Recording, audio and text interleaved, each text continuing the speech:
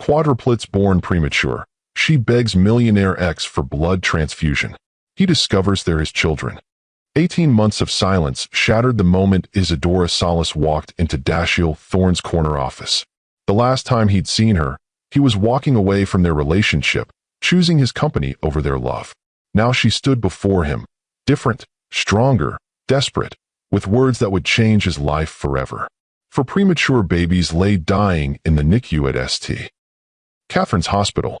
Luna, Nova, Sage, and River, born at 28 weeks, fighting for every breath, needing immediate blood transfusions to survive. Their rare AB-negative blood type had left doctors with only one compatible donor in the entire region, Dashiell Thorne. But as Isadora stood in his glass tower, begging the man who'd abandoned her to save 4 children he'd never met, she carried a secret that would shatter everything he thought he knew about his life. Those babies weren't just patients needing his blood, they were his children, conceived in love 18 months ago and carried in secrecy ever since. In the next 60 minutes, a millionaire who'd built his empire on control would discover that the most important investment of his life was 4 tiny heartbeats he'd never known existed. Have you ever had to swallow your pride to save someone you love? Have you ever had to face the person who shattered your heart when everything you hold dear hangs in the balance? Tonight, we're exploring a story about the lengths a mother will go to save her children. What happens when your baby's lives depend on the man who abandoned you? When the only person who can save them is the person who destroyed you? Isadora thought she'd moved on from Dashiell until her children's survival depended on his blood. Can love be reborn in a hospital room? Can a man's heart change when faced with his own mortality reflected in 4 tiny faces?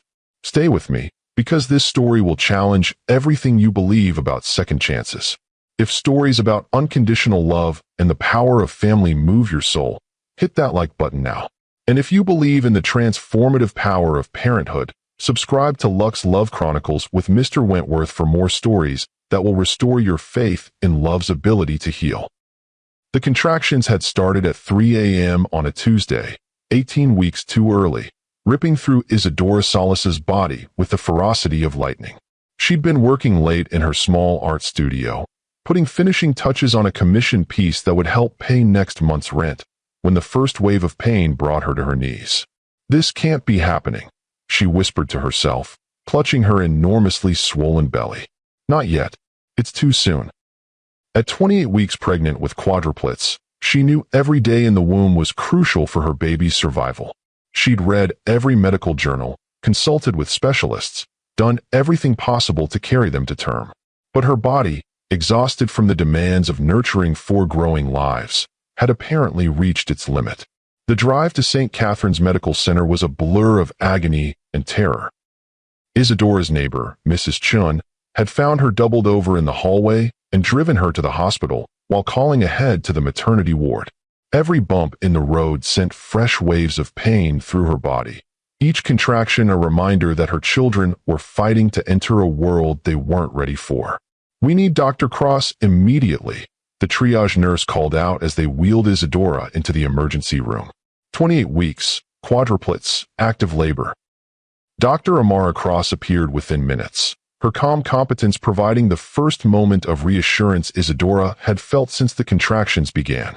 She was a woman in her 40s with kind eyes and steady hands, the kind of doctor who inspired confidence even in the most terrifying circumstances. "Isadora, I'm Dr. Cross. I'm going to take excellent care of you and your babies," she said, checking the fetal monitors. "How are you feeling?" "Scared," Isadora admitted, gripping the hospital bed rails. "It's too early. They're not ready. 28 weeks is challenging, but we have excellent success rates with babies born at this stage.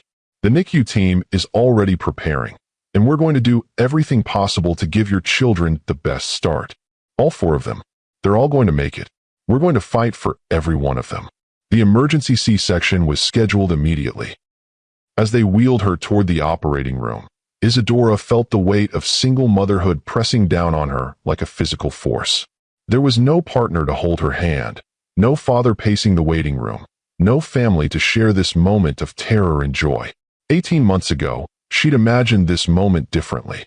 She'd pictured Dashiell beside her, his strong hand in hers, his voice whispering encouragement as they welcomed their children together. But that fantasy had died the day he'd walked out of her life without a backward glance, choosing his company over their relationship when crisis forced him to make a choice.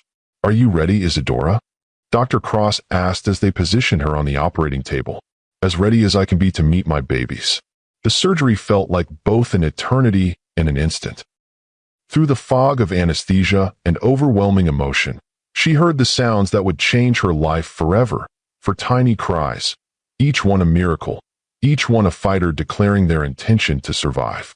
"Luna," Dr. Cross announced as the first baby emerged. 2 pounds, 3 ounces. Nova came next. 2 pounds, 1 ounce. Sage, the third miracle. 1 pound, 15 ounces. And River, the final baby. 1 pound, 12 ounces. For perfect, impossibly small human beings who carried her heart, and, though she tried not to think about it, their father's dark hair and strong jawline. "Can I see them?" Isadora asked through tears of exhaustion and joy. "Briefly, then they need to go to the NICU immediately." The glimpse she got was enough to imprint their faces in her memory forever, for tiny fighters with their eyes closed, their chests rising and falling with determination, their miniature hands curled into fists as if already prepared to battle the world. "They're beautiful," she whispered. "They're perfect. They're fighters, just like their mother," Dr. Cross said gently. "Now let's get them the specialized care they need."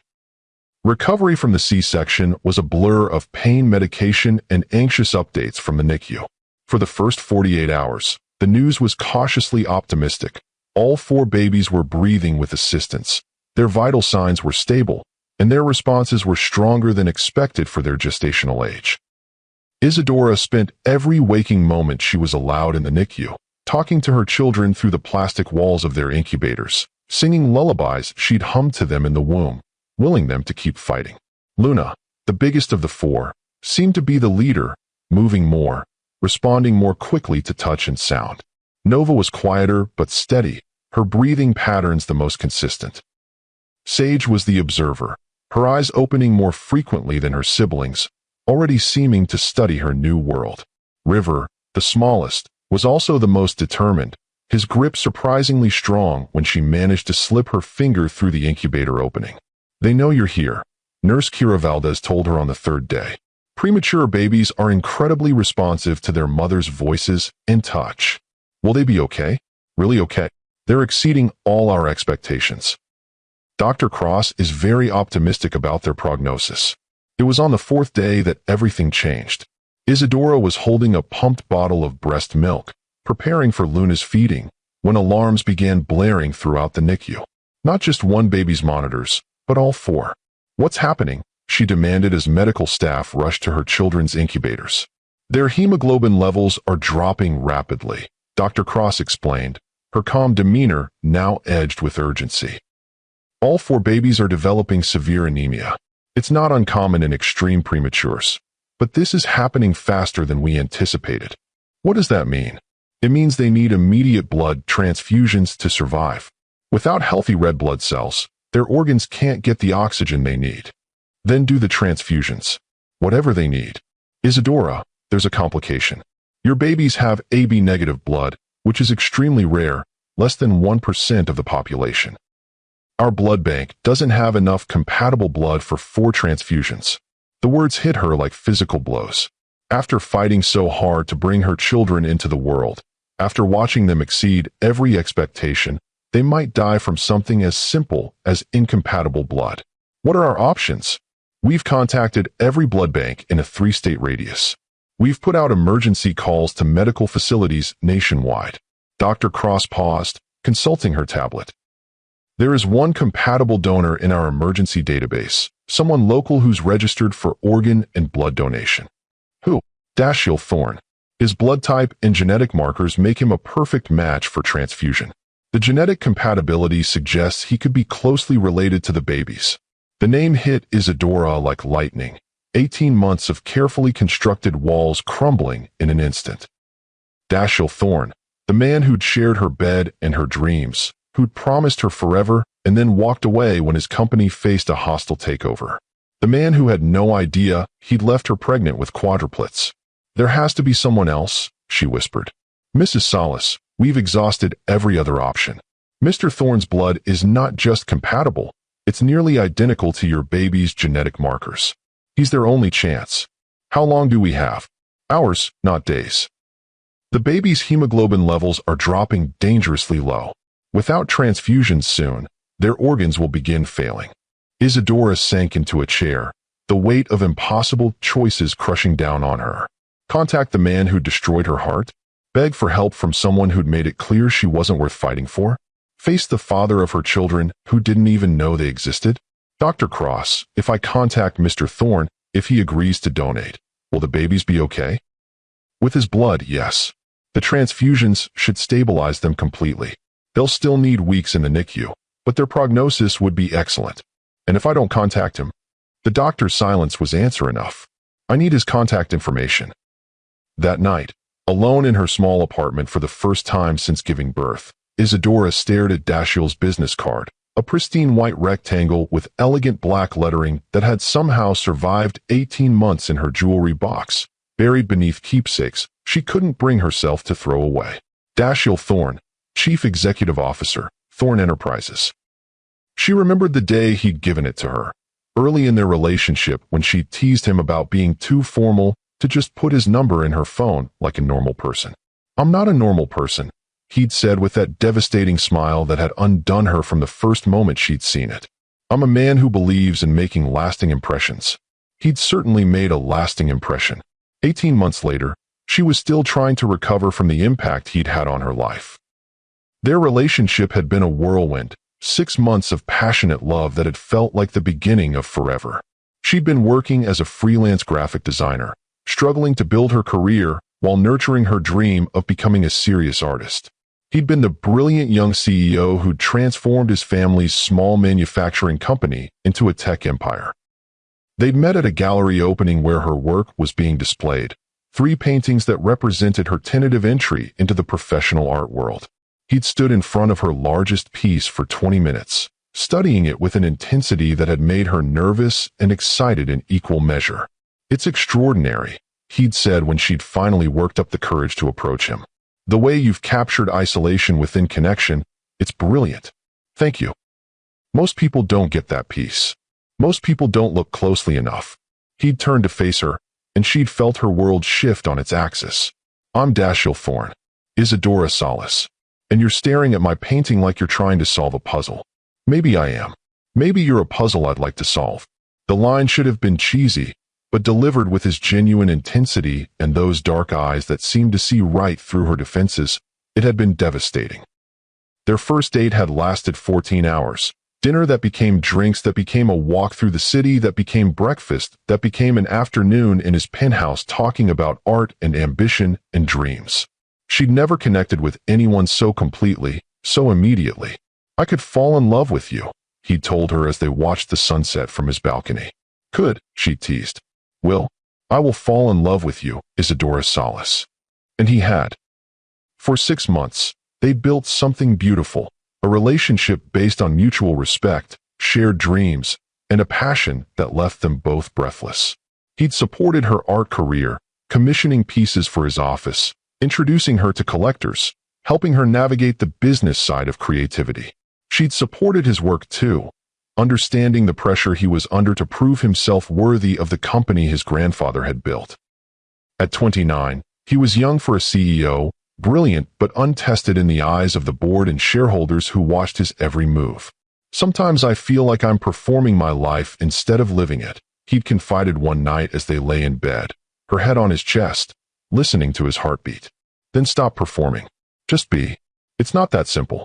Everything I do reflects on the company, on hundreds of employees, on shareholders who trust me with their investments." "What about what reflects on you? What about your happiness?" "You make me happy," he'd said, kissing the top of her head. "You're the only real thing in my life." But when the crisis came, when Sterling Industries launched a hostile takeover bid that threatened everything he'd built, the pressure had transformed him. The man who'd once seen her as his anchor became someone who saw her as a distraction he couldn't afford. "I need to focus completely on saving the company," he told her as he packed his belongings from her apartment. I can't be thinking about anyone else right now. I'm not asking you to think about me. I'm asking you to let me help you get through this. You don't understand the kind of pressure I'm under. Then explain it to me. Let me be part of your life instead of something you have to manage around it. This isn't about managing around you. This is about survival. The company, my employees, everything my family built, it's all at stake. And what about us? What about what we built? Us isn't built yet, Isadora. We're just dating. The words had cut deeper than any blade. 6 months of love reduced to just dating in the face of corporate crisis. Is that really how you see this?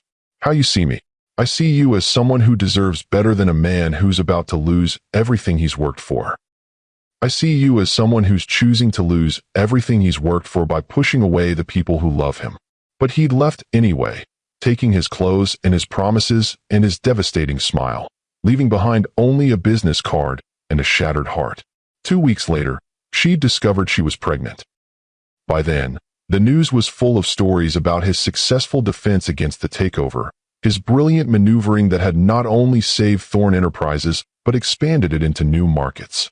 He'd won everything he'd fought for, everything except her. She'd tried to call him, had even gone to his office, but his assistant had been politely implacable. Mr. Thorn is not available for personal calls. If this is business-related, I can schedule an appointment for next month. Next month. As if the father of her child was too busy to take a phone call from the woman he'd claimed to love. Pride had kept her from trying again.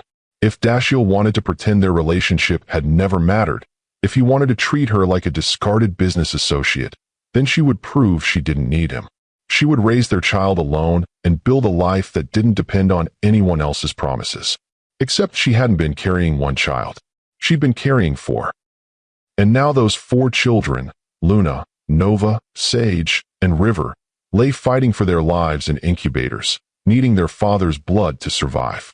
Now, staring at his business card in the lamplight of her small apartment, Isadora faced a choice that went against every instinct of self-preservation she'd developed over the past 18 months. Call the man who'd broken her heart and beg him to save the children he didn't know existed. She picked up her phone and dialed before she could lose her nerve. The Thorn Enterprises building dominated the downtown skyline like a glass monument to ambition and success. 30 floors of gleaming achievement that pierced the morning clouds while casting long shadows over the streets below. Isadora had only been inside once before, during the early days of their relationship when Dashiell had wanted to show her his world. Now, standing in the marble lobby at 8 a.m. sharp, she felt like a supplicant approaching a throne, armed with nothing but desperation and a mother's fierce love. The phone call the night before had been brief and devastating. Thorn Enterprises, Mr. Thorn's office. I need to speak with Dashiell. It's urgent. Mr. Thorn doesn't take personal calls. If you'd like to schedule an appointment, tell him it's Isadora Salas. Tell him it's a matter of life and death. The pause had been long enough to suggest recognition of her name. Please hold. 5 minutes later, his voice had come on the line, deeper than she remembered, more controlled, but unmistakably him. Isadora, this is unexpected. I need to see you. Tomorrow morning. It's about something that can't wait. I'm not sure that's appropriate. Dashiell, I wouldn't call you if I had any other choice. Please. Another pause, then, my office. 8 a.m. Now, riding the elevator to the 30th floor, Isadora tried to prepare herself for seeing him again. 18 months of carefully constructed indifference threatened to crumble with each floor the elevator climbed. The executive reception area was all sharp lines and expensive surfaces, designed to intimidate visitors and remind them of their place in the hierarchy. The receptionist, a different woman than she remembered, looked up with professional courtesy that didn't reach her eyes. Miss Salas? Mr. Thorn is waiting for you. The walk down the corridor to his corner office felt like a march toward judgment. Memories flashed through her mind. The first time he'd brought her here, how proud he'd been to show her the view, how they'd made love on his desk after hours like teenagers unable to keep their hands off each other. She knocked on the door that was already partially open. Come in. Dashiell Thorn looked up from the documents scattered across his mahogany desk, and time collapsed into nothing. 18 months had been kind to him. He was leaner, more angular, success having carved authority into his features. His dark hair was shorter now, more conservative, and he wore a suit that probably cost more than she made in 3 months. But his eyes were the same, intelligent, intense, and for just a moment before his professional mask slipped into place, vulnerable. Isadora. He stood, his voice carefully neutral. You look well. Thank you for seeing me. You said it was urgent. Life and death, I believe, were your exact words. It is. She remained standing, knowing that sitting would make her feel even smaller in this monument to his success. I need your help, Dashiell. I need you to donate blood. His eyebrows rose slightly. Blood donation? That's not what I was expecting. 4 babies were born 4 days ago. They're premature, fighting for their lives, and they need immediate blood transfusions. You're the only compatible donor we can find. For babies. Something flickered in his expression. Whose babies? This was the moment. The revelation that would change everything or destroy her last hope of saving her children. Mine, she said simply. My babies. Luna, Nova, Sage, and River. Born at 28 weeks, each one fighting to stay alive. Imagine having to humble yourself before the person who broke your heart to save your children's lives. If Isadora's strength is inspiring you right now, show some love with a like, and tell me in the comments about a time you had to choose love over pride. Dashiell sat down heavily, his composure cracking for the first time since she'd entered his office. You have 4 children? I do. And they're going to die without your blood. Why me? Why my blood specifically? Because they have AB negative blood, an extremely rare type. The genetic compatibility suggests. She paused, watching his face as understanding began to dawn. The genetic compatibility suggests you could be biologically related to them. The silence stretched between them, heavy with 18 months of unspoken truths and the weight of 4 tiny lives hanging in the balance. When his voice was hoarse. When were they born? 4 days ago, but conceived 18 months ago, Dashiell. Right before you decided our relationship was just dating and walked out of my life. The words hung in the air like an accusation and a confession wrapped into one devastating truth. They're mine, he whispered. They're mine, she corrected firmly. I've raised them alone since the moment I found out I was pregnant. You made your choice 18 months ago. But biologically, they're my children? Yes, Luna, Nova, Sage, and River are your children. And right now, they need their father's blood to survive. Dashiell stared at Isadora across his mahogany desk, the weight of her revelation settling over him like a physical force. For children, his children, dying while he sat in his glass tower, completely oblivious to their existence. How long? His voice was barely above a whisper. How long have you known? I found out I was pregnant 2 weeks after you left. I tried to call you, tried to reach you through your office, but your assistant said you weren't taking personal calls. I never got any messages about. I didn't leave details. I wasn't going to beg you to care about something you'd already made clear you didn't want. Isadora's voice carried 18 months of carefully controlled pain. You told me we were just dating, remember? That was your exact phrase when you walked out. Dashiell closed his eyes, the words he'd spoken in anger and fear coming back to haunt him. I was terrified, Isadora. The company was under attack, everything was falling apart. And I was falling apart too. But I didn't have the luxury of walking away from my problems. I didn't know. You didn't want to know. She leaned forward, her eyes blazing with maternal fury. But that doesn't matter now. What matters is that Luna, Nova, Sage, and River are lying in incubators, their lives hanging by a thread, and you are the only person who can save them. Dashiell stood abruptly, moving to the floor-to-ceiling windows that overlooked the city he'd conquered. Somewhere out there, in a hospital he'd driven past countless times, were 4 children who carried his DNA, his blood, his genetic legacy, children who might die because of his cowardice 18 months ago. What do you need me to do? Come to the hospital. Let them test your blood to confirm compatibility. If you match, which the doctors believe you will, donate enough blood for 4 transfusions. That's it. Just donate blood. Isadora was quiet for a long moment. That's all I'm asking for. I'm not asking you to be their father. I'm not asking for child support or recognition or anything else. I'm asking you to save their lives, and then you can go back to your life like they never existed. And if I say no? The question hung in the air like a death sentence. Then I watched my children die, and you live with the knowledge that you could have saved them. Dashiell turned back to face her, seeing clearly for the first time the woman she'd become in his absence. Gone was the soft vulnerability he remembered. This Isadora was steel-wrapped in silk, a mother who would move mountains to protect her children. The artist who'd once painted isolation within connection had learned to be an army of one. "I'll come," he said simply. "When do we need to be there?" "Now. Dr. Cross said they have hours, not days." "Let me clear my calendar, Dashiell." She stood, her small frame somehow commanding the entire room.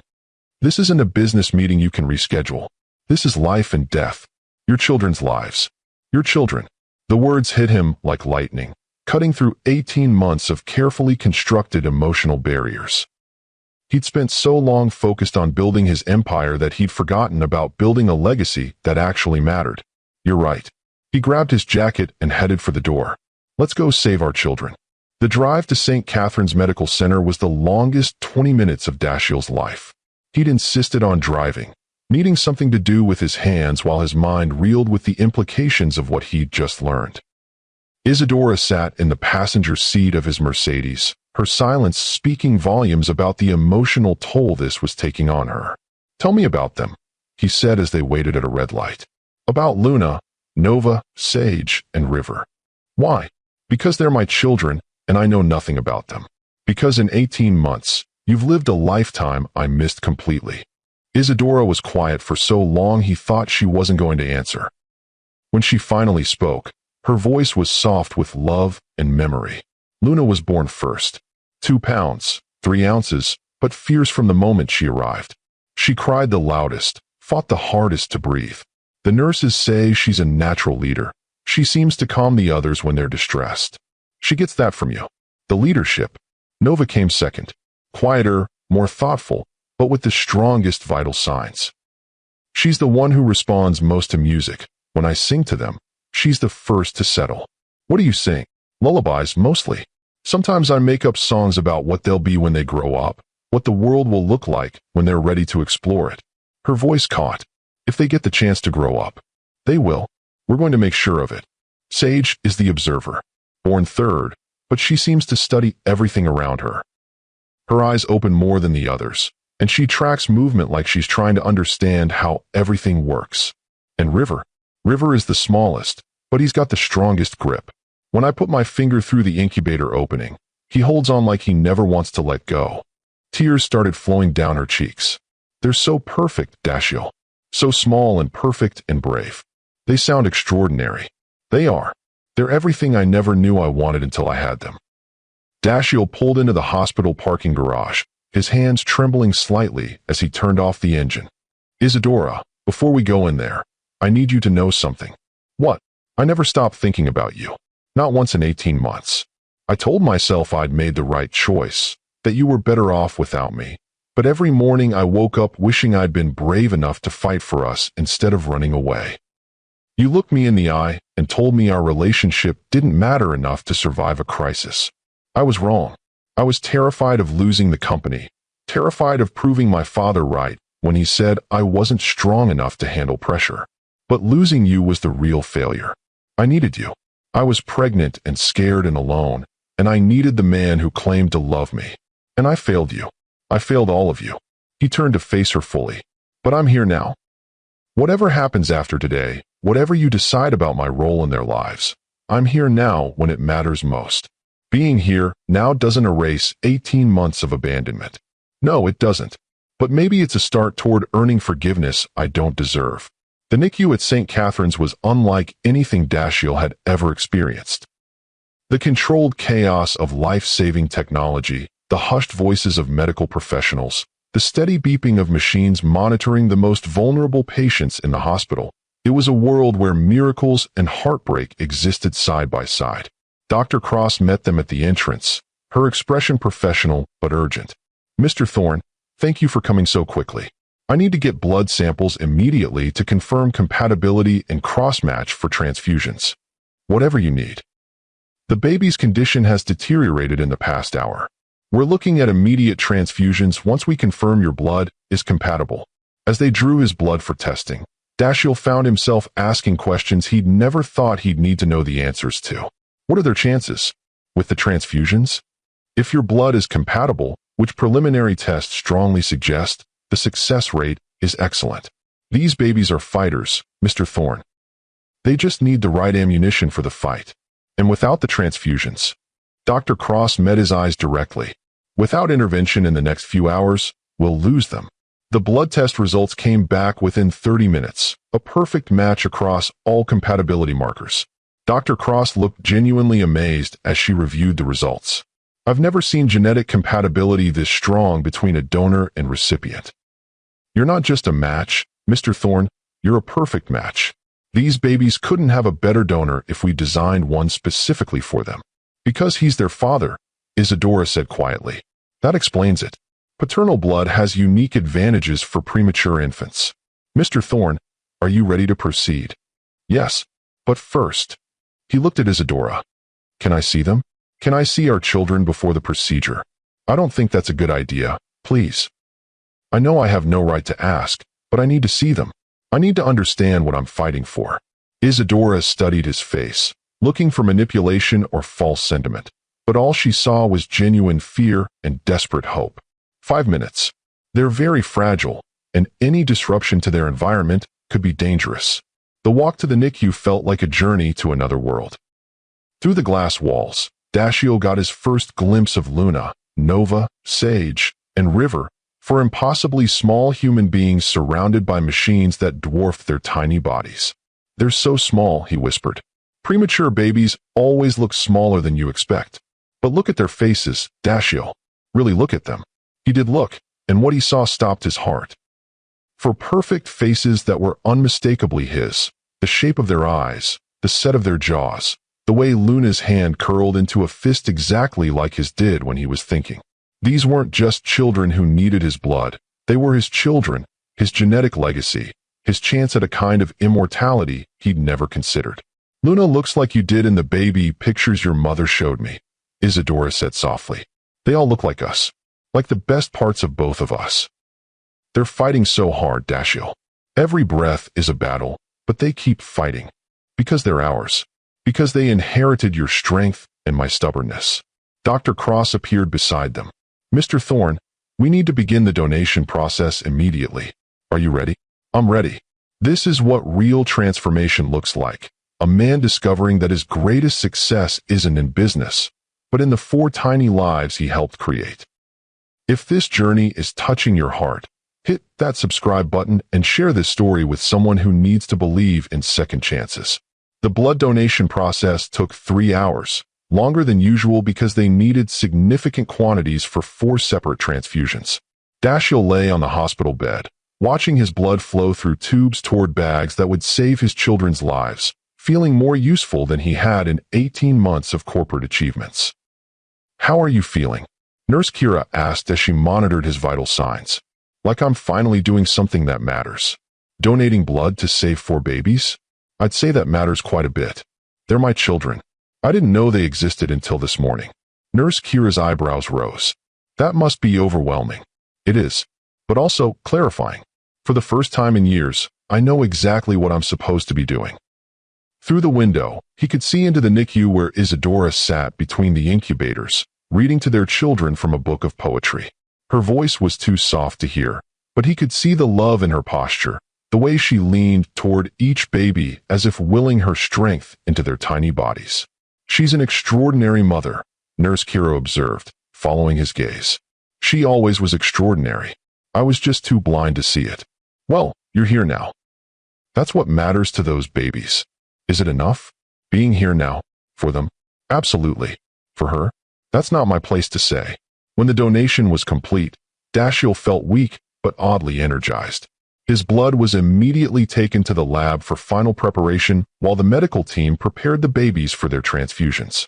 We'll do them simultaneously, Dr. Cross explained as they moved toward the NICU. All 4 babies will receive transfusions at the same time to minimize stress and maximize the effectiveness of the procedure. Can we watch? From the observation area? But I want both of you to be prepared. This is a delicate procedure, and the babies may appear distressed during the process. standing in the observation area, watching 4 teams of medical professionals work to save his children. Dashiell felt something fundamental shift inside him. This wasn't about him anymore. It wasn't about his company, his reputation, his carefully constructed life. It was about Luna, Nova, Sage, and River, and making sure they had the chance to grow up and discover who they were meant to become. The transfusions are going perfectly, Dr. Cross announced after an hour. All 4 babies are responding beautifully to the new blood. Their oxygen levels are improving, their color is better, and their vital signs are stabilizing. They're going to be okay? Isadora asked, her voice breaking with relief. More than okay. With these transfusions, their prognosis is excellent. They'll need to stay in the NICU for several more weeks as they grow and develop, but there's no reason they can't live completely normal, healthy lives. Isadora sank into a chair, 18 months of single motherhood and 4 days of terror finally catching up with her. Dashiell wanted to comfort her, to hold her like he used to, but he wasn't sure he had the right anymore. "Thank you," she whispered. "Thank you for saving them. Thank you for giving them life. For carrying them and protecting them and loving them when I wasn't there to do it. What happens now, Dashiell? What do you want from this?" "I want to be their father. Not just biologically, but really be their father. I want to learn their personalities, their preferences, their dreams. I want to be the man they can count on, the father they deserve. And us? What about us? I want to earn your forgiveness. I want to prove that I'm not the same man who walked away 18 months ago.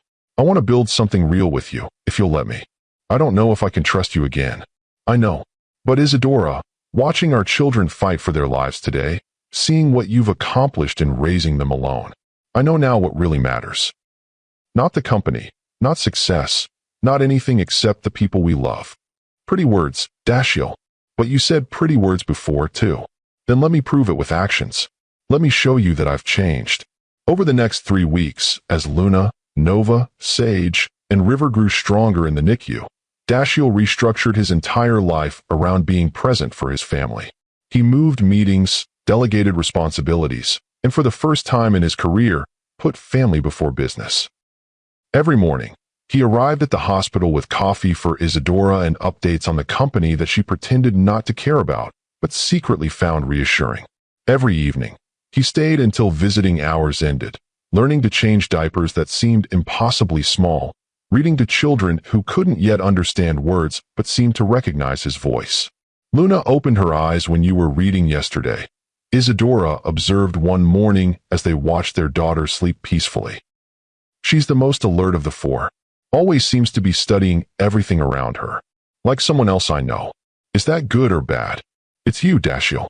She's got your intensity, your need to understand how everything works. And Nova. Nova's got your calm confidence. Even when the alarms go off, she stays steady. River has your determination. He's the smallest, but he fights the hardest. And Sage. What about Sage? Sage has your heart. She responds to emotions more than the others. When I'm sad, she gets restless. When I'm happy, she settles. She's going to be the empath of the group. They're all so different. Identical genetics, completely different personalities. Dr. Cross says that's normal for multiple births, but it's amazing to watch.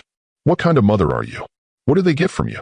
Isadora smiled, the first genuine smile he'd seen from her since the hospital ordeal began. "Their creativity, hopefully. Their sense of humor. Their ability to find beauty in difficult situations. Their strength. Their resilience. Their capacity for love. We'll see. They're still so young. So much of who they'll become is still ahead of them. I want to be there for all of it," Dashiell said quietly. "First words, first steps, first days of school, first heartbreaks, college graduations, weddings. I want to be the father they can count on for everything. That's a big commitment for someone who's never been a parent before. The biggest commitment of my life. Bigger than the company, bigger than anything I've ever promised anyone. And if it gets difficult, if they're sick, or the sleep deprivation gets to you, or the demands of 4 children become overwhelming, then I'll figure it out. Because that's what fathers do, they figure it out. Even if it means sacrificing business opportunities, even if it means missing important meetings or turning down lucrative deals. Especially then. Isadora, I've spent 10 years building a company, and what do I have to show for it? Money, success, recognition, all things that don't matter when you're alone at night wondering if you've wasted your life. The company matters to you. The company is a tool, a means to provide for our family, to build something that Luna, Nova, Sage, and River can inherit if they want it. But it's not more important than being present for their lives. Pretty words again. Then test me. Challenge me. Put me in situations where I have to choose between business and family, and watch what I choose. The test came sooner than either of them expected. 2 days later, as Dashiell was holding River for the first time, the baby finally strong enough for skin-to-skin contact, his phone rang with an emergency call from his assistant. "Mr. Thorne, I'm sorry to interrupt, but the Morrison deal is falling apart. They want to meet tonight, or they're walking away. This could cost us $40 million. Dashiell looked down at River, whose tiny hand was wrapped around his finger with surprising strength, then at Isadora, who was watching his face carefully. "Tell Morrison I'm not available tonight. Reschedule for tomorrow." "Sir, they said it has to be tonight or never." "Then it's never. I'm with my family tonight." He hung up the phone and met Isadora's eyes. $40 million? She asked quietly. $40 million, that doesn't matter as much as this moment with our son. Your board won't be happy. My board will adjust. This is my priority now. For the first time since he'd returned to her life, Isadora looked at him with something approaching hope. "You really have changed. Being a father changes everything. These 4 little people are more important than any business deal I'll ever make. Even when they're teenagers and hate you? Especially then." Luna, Nova, Sage, and River were finally released from the NICU 6 weeks after their birth, weighing between 4 and 5 pounds each and deemed healthy enough to continue their development at home. The day they left the hospital was both triumphant and terrifying, for babies going home to a life that had been completely transformed by their existence.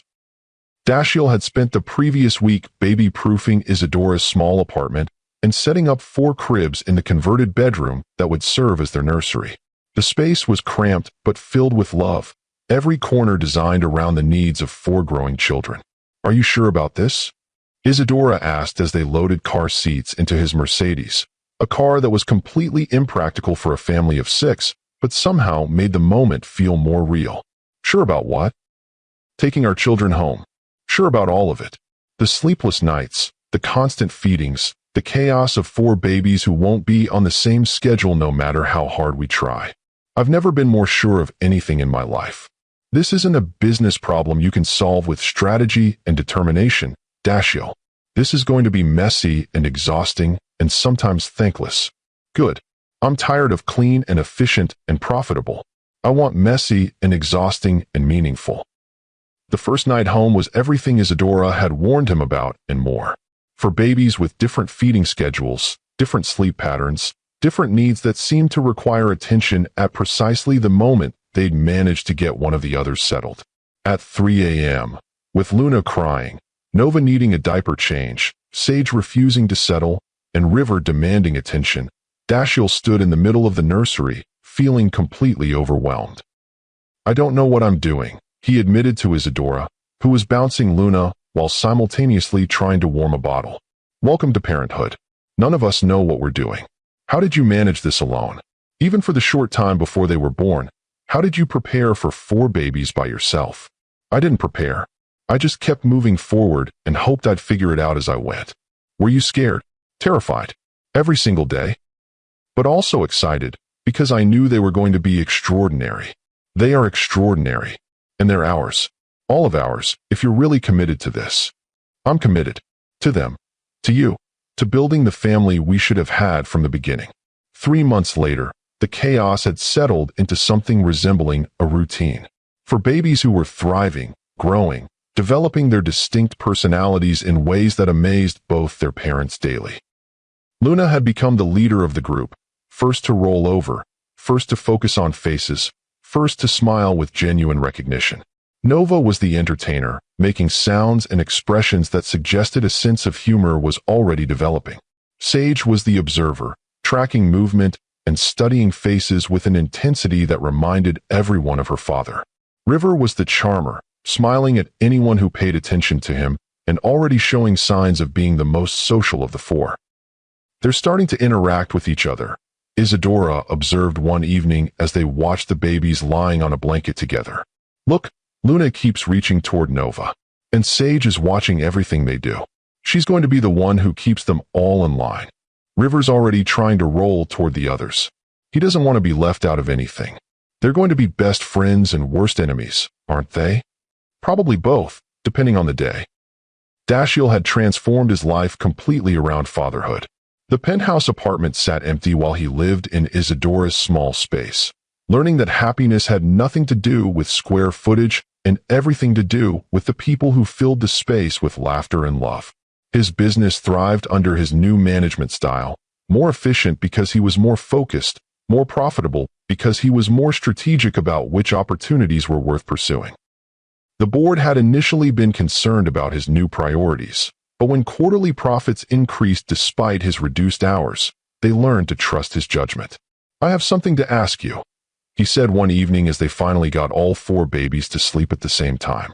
"If it's about moving to a bigger place, I'm not ready for that conversation yet. It's not about space. It's about us." Isadora looked up from the baby monitor she was adjusting, her expression cautious. "What about us? I want to marry you. Not because of the babies, not because it's practical or convenient, but because I love you. Because you're the strongest, most extraordinary woman I've ever known, and I want to spend the rest of my life proving I'm worthy of you. Dashiell, I know I hurt you. I know I have to earn your trust back. But Isadora, these past few months, watching you be a mother, working together to raise our children, I've fallen in love with you all over again. Deeper than before, because now I know what really matters. And what really matters? This. Family. Love. Building something that lasts beyond quarterly reports and stock prices. Marriage is a big step. Bigger than having 4 children together. Fair point. I'm not asking for an answer tonight. I'm just asking you to think about it. Think about whether you can see a future where we're partners in everything, raising our children, building our lives, growing old together. I'll think about it. That's all I can ask for." 6 months later, on a perfect autumn day with 4 6-month-old babies as their witnesses, Isadora and Dashiell were married in the same hospital chapel where they'd prayed for their children's lives. It was a small ceremony, just family and the medical staff who had become extended family during their NICU journey. "Do you, Dashiell, take Isadora to be your wife, to love and cherish in sickness and health, for richer or poorer, in good times and bad, for as long as you both shall live?" "I do. I absolutely do." "Do you, Isadora, take Dashiell to be your husband, to love and cherish in sickness and health, for richer or poorer, in good times and bad, for as long as you both shall live?" Isadora looked at the man who had broken her heart, and then spent months healing it with patience, consistency, and unconditional love for their children. "I do," as they kissed to seal their commitment. For babies who had survived against impossible odds bore witness to the love story they had made possible. Luna, Nova, Sage, and River, living proof that sometimes the greatest gifts come from the most unexpected places, and that love has the power to transform even the most broken hearts. Epilogue. 1 year later, the Thorne family, Dashiell, Isadora, and quadruplets Luna, Nova, Sage, and River, had moved into a sprawling house with enough space for 4 growing children and the chaos that came with them. The home was filled with laughter, the sound of tiny feet learning to walk, and the happy chaos of a family that had been forged in crisis and tempered by love. "They're walking," Isadora called from the living room one morning. All 4 of them, at the same time. Dashiell rushed in from the kitchen to find Luna, Nova, Sage, and River taking tentative steps toward each other, their faces bright with the joy of discovery. "Of course they're walking together," he laughed. "They do everything together. Just like they came into the world together, they're conquering it together. Think they'll always be this close? I hope so. They saved each other's lives just by existing. That kind of bond doesn't break easily." Dashiell pulled Isadora into his arms, watching their children explore their world with fearless curiosity. "Do you ever regret it? The way everything happened? The separation? Your leaving? All of it. The pain, the fear, the months of raising them alone." Isadora considered the question seriously. "I regret the pain. I regret that you missed the pregnancy, that you weren't there for their birth. But I don't regret the journey that brought us here. Why not? Because this version of us, the parents we became, the partners we are now, I don't think we could have gotten here without going through everything we went through. The man I fell in love with 8 years ago wasn't ready to be the father Luna, Nova, Sage, and River needed. The woman I was then wasn't strong enough to be their mother. And now we're exactly who we're supposed to be. A family. The best kind of family. One that chose to be together. One that fought for each other. One that learned that love isn't always easy, but it's always worth it. As they watched their children take their first independent steps into the world, Dashiell marveled at the journey that had brought them to this moment. A phone call that had shattered his carefully constructed life had turned out to be the call that saved it. For tiny babies who had needed his blood to survive, had given him something to live for that was bigger than himself. Sometimes our greatest gifts come disguised as our greatest challenges. Dashiell learned that success without family is just an expensive way to be alone. Isadora discovered that protecting your children sometimes means risking your own heart again. Their story teaches us that love isn't always about perfect timing. Sometimes it's about perfect courage when it matters most. What relationship needs healing in your life? What pride are you holding on to that's keeping you from the love you deserve? If this story inspired you to choose vulnerability over safety, show it with a like, subscribe for more powerful stories about love and redemption, and share this with someone who needs to remember that it's never too late to fight for your family.